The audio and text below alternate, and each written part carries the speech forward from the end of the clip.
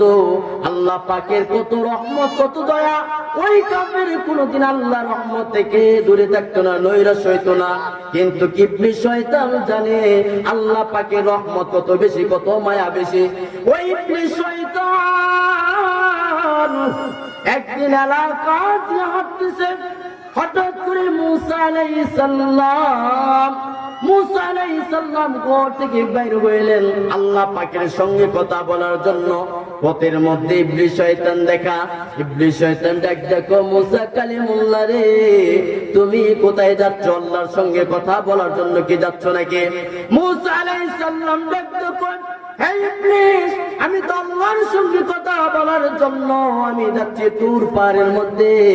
তখন ইবলিস ডাক দেখো, ও মুসা নবী রে, তুমি আল্লাহকে জানায়া দিও, আল্লাহকে বলে দিও আমি যে অন্যায় করেছি, আমি যে বেয়াদবি করেছি, আমি যে ভুল কাজ করেছি, আমি যে পাপ কাজ করলাম, আল্লাহ পাক আমাকে মাফ করবে কিনা, আমাকে গুনাহ মাফ করবে কিনা, জীবনের গুনাহগুলো মাফ করবে কিনা, দয়া করবে কিনা, মায়া করবে কিনা আমার আল্লাহ, তুমি আমাকে জানাইয়া দিও। মুসা আলাইহিস সালাম তুর পারে চলে গেলেন। তুর পারে যাই আল্লাহর সঙ্গে কথা বললেন।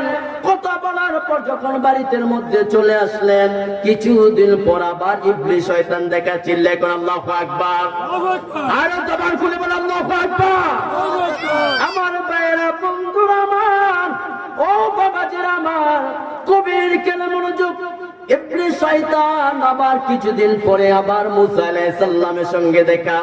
মুসা আলাইহিস সালামকে ডাক দেখো, মুসা নবী গো, ও আল্লাহর পয়গম্বর নবী, আমি জানতে চাই তুমি কি আল্লাহর সঙ্গে কথা বলেছো তুর পারে যাইয়া? আল্লাহ পাক আমাকে কোন কাজটা করলাম আমাকে মাফ করবে? আমি যে বেয়াদবি করলাম, আমি যে দোষ করলাম, আমি যে অন্যায় করলাম, আমি যে পাপ কাজ করলাম, আমি যে আল্লাহর কথা মানি নাই, আল্লাহ পাক কোন কাজটা করলাম আমাকে মাফ দিবে? মুসা আলাইহিস সালাম ডাক দেখো, ওই ইবলিস রে, আমার আল্লাহ তো রহমান, আমার আল্লাহ তো রহিম, আমার আল্লাহ পাক রব্বুল আলামিন ওয়া মা খালাকতুল জিন্না ওয়াল ইনসা ইল্লা লিয়াবুদুন। আল্লাহ পাক রব্বুল আলামিন মুমিন এবং আল্লাহ পাক নর এবং নারী, আল্লাহ পাক জিন এবং ইনসানকে আল্লাহ পাক একমাত্র আল্লাহ পাকের ইবাদতের জন্য বানিয়েছে। ওই ইবলিস, তুমি তো আল্লাহর ইবাদতের জন্য আল্লাহ পাক বানাইছে তোমাকে। আমার আল্লাহ তোমার জীবনে গুনাহগুলো মাফ করে দিবে, তোমার জীবনে গুনাহ মাফ করে তোমাকে আবার আল্লাহ পাক জান্নাতে দিবে। চিল্লায় কোন সুবহানাল্লাহ। মুসা আলাইহিস সালাম যখন বললেন, তখন ইবলিস ডাকতে কয়, ও মুসা নবী, আল্লাহর পয়গম্বর রে, কোন কাজটা করলে আল্লাহ পাক আমার জীবনের গুনাহগুলো মাফ করে দিবে আমি জানতে চাই।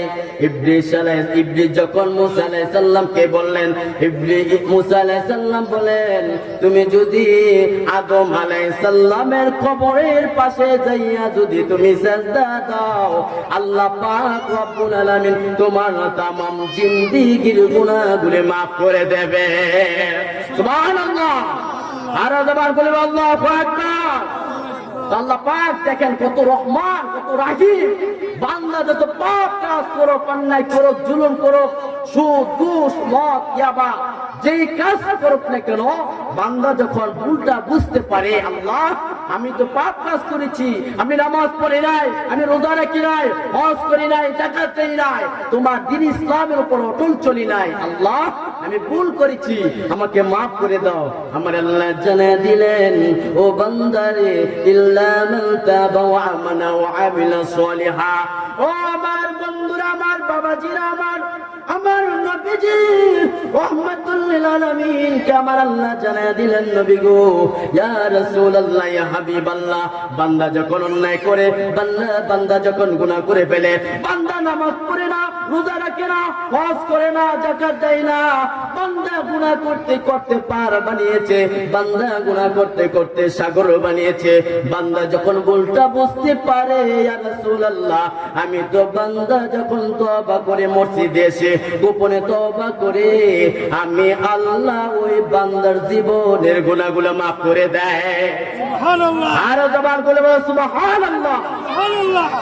আমার আল্লাহ পাক রব্বুল আলামিন বলেন, ও ও দুনিয়ার বান্দারা, ও দুনিয়ার মানুষেরা শুনো, তোমরা গুনাহ করলা, তোমার তওবাগুলা তোমার যদি পার পরিমাণ হয় গুনাহ, আমি আল্লাহ মাফ করে দেব। তোমার যদি আসমান পরিমাণ যদি গুনাহ হয় মাফ করে দেব, সাগর পরিমাণ যদি গুনাহ হয় মাফ করে দেব। আমি আল্লাহ শুধু গুনাহগুলো মাফ করব না, আমার আল্লাহ রব্বুল আলামিন বলেন, বান্দা যখন নামাজ পড়ার জন্য মসজিদে চলে গেল, বান্দা যখন সিজদা দেয়, বান্দার পিঠের মধ্যে গুনার গাঁটটিরা আমার আল্লাহ ডাক ডাক করে, ফেরেশতারা রে, ও ফেরেশতারা, আমার বান্দার পিঠে থেকে গুনার গাঁটটিরা সরাইয়া দে। সুবহানাল্লাহ। আমার আল্লাহ রব্বুল আলামিন, ও দুনিয়ার মানুষেরা গভীর খেলে মনোযোগ, আমার আল্লাহ যে কত দয়া কত মায়া। আমার আল্লাহ বলেন, বান্দা যদি পার পরিমাণ গুনাহ হোক না কেন, বান্দা যদি সাগর পরিমাণ গুনাহ হোক না কেন, বান্দা যত গুনাহ হইল, এ গুনাহ দিলে আমি আল্লাহ রূপান্তর কইরা আমি আল্লাহ যতলা গুনাহ এতগুলারে আমি আল্লাহ নেক দিয়া তার আমল আমার মধ্যে ভরে দে। সুবহানাল্লাহ। বুঝতে পারছেন আয়াতের মধ্যে বলছে, ইল্লা মান তাবা ওয়া আমানা ওয়া আমিলা সলিহা ফাউলাইকা ইউবাদদিলুল্লাহু সাইয়্যাতি হাসানা।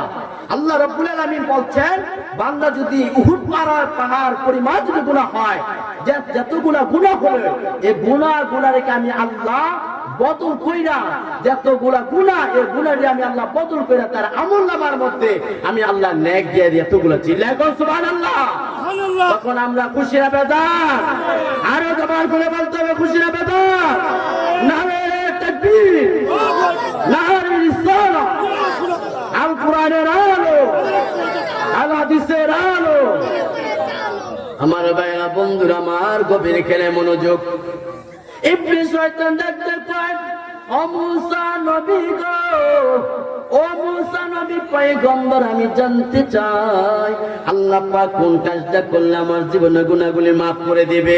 মুসা নবী ডাকতে কয়, ইবলিস রে,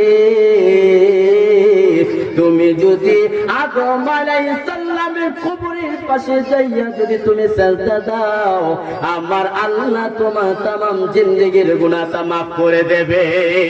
সুবহানাল্লাহ। ইবলিস ডাকতে কয়, ও মুসা নবী, ও মুসা নবী রে, শুনো মুসা নবী, যে আদম আলাইহিস সালাম জীবিত ছিল রে, জান্নাতের ভিতরে আদম আলাইহিস সালাম ছিল, সকল ফেরেশতারা সিজদা করলো, আমি ইবলিস করি নাই। যেহেতু ওই সময় আমি ইবলিস, যেহেতু আমি আদমকে সিজদা করে নাই, জীবিত ছিল, আর এখন আদম আলাইহিস সালাম কবরের ভিতরে চলে গেল, আমি ইবলিস তার কবরের মধ্যে আমি সিজদা দিব না। চিল্লায় কোন নাউজুবিল্লাহ।